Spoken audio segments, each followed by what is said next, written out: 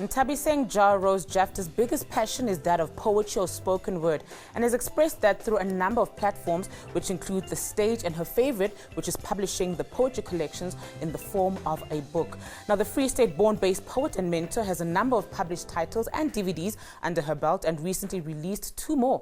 The first collection is a book with poems she co-wrote with students from Tsoseletso High School in Bloemfontein after a poetry mentoring program. It is titled Revival. Now, the second one is a collection of her own poems, which follows on the theme of Peo that has been rather one of her successful publication. It is titled Peo Planters. She now joins us in studio to tell us a bit more about these books. Hello and welcome to the show. Hello, and hello to the viewers at home. Thank you so much for coming.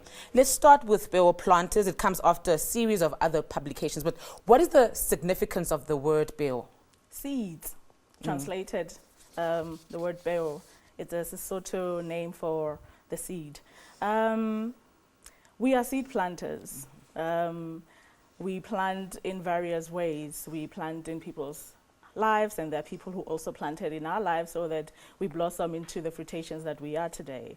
So Peo series has been just celebratory and acknowledging those Peo planters who have been in our lives, from the first one, which was Peo Press, which we published in 2012, and Peo Tree in 2014 to Peo Planters. So it's just been a series of just us embracing the Peo and the seed and the poetries that we are today.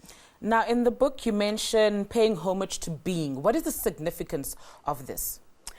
Well, we are these human beings, right, first and foremost. So when we acknowledge our greatness, we realize that for a person to be that humongous, that powerful, to reach that stature that they are, it all started at some point, and probably at that time it just looked like a grain in the sand.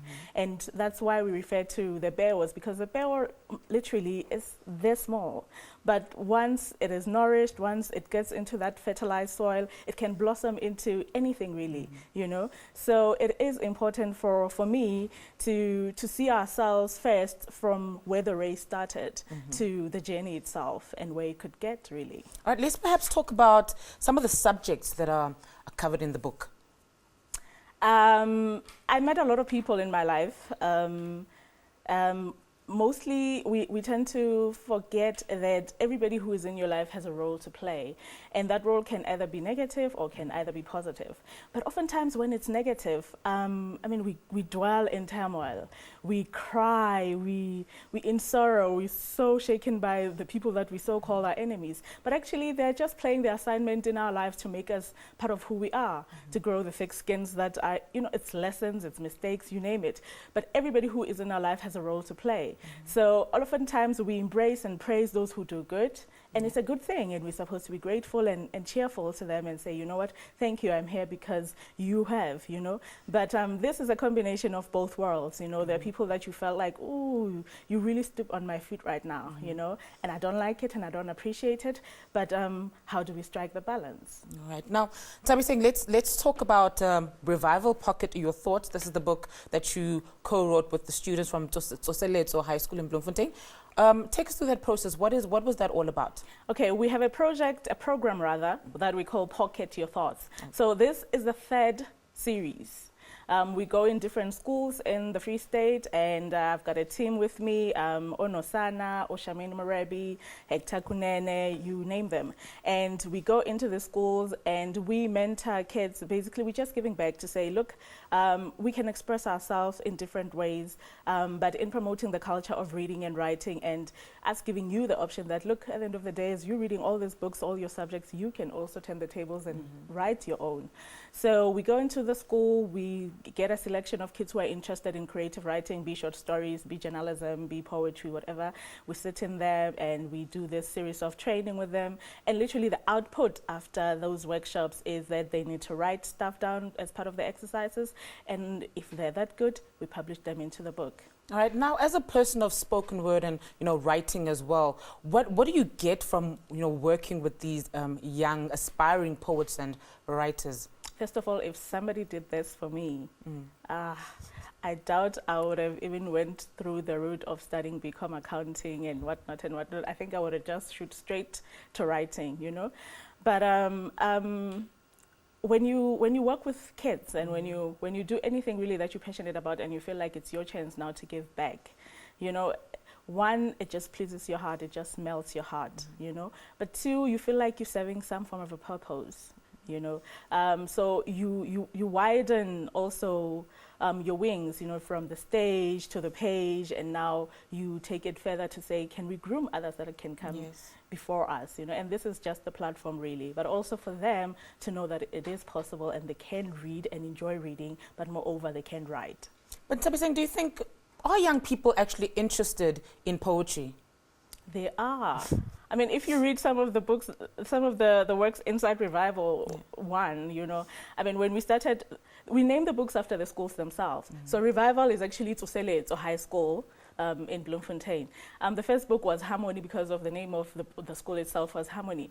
But it's funny that the actual titles of the book speaks to what these kids have written. And I've been revived so much by just reading the thoughts and the feelings and the expressions of these kids, you know. And some of the things that they write, as young as they are just so big. And you ask yourself, but where does this come from? And it just said to me that, look, every child has something to say. Every child has a story to tell. But oftentimes we focus mainly on the stories of the elderly, you know. But if we had to switch and actually listen to what this generation have to say, we would know much. And probably we won't even refer to them as that lost generations because clearly there are some who are trying to revive, you know, and twist things. All right, now let's talk about your creative process when writing and you're sitting at home. What is it that you enjoy writing about? A lot of times I write personal stuff, you know. Yes, I do get outside and observe and write about what my environment encapsulates, what the political scene encapsulates.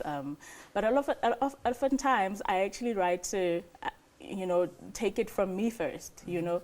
So I could be writing about anything really, from the weather to the rain to the plantations, because I'm truly observant with you know, the notions of nature.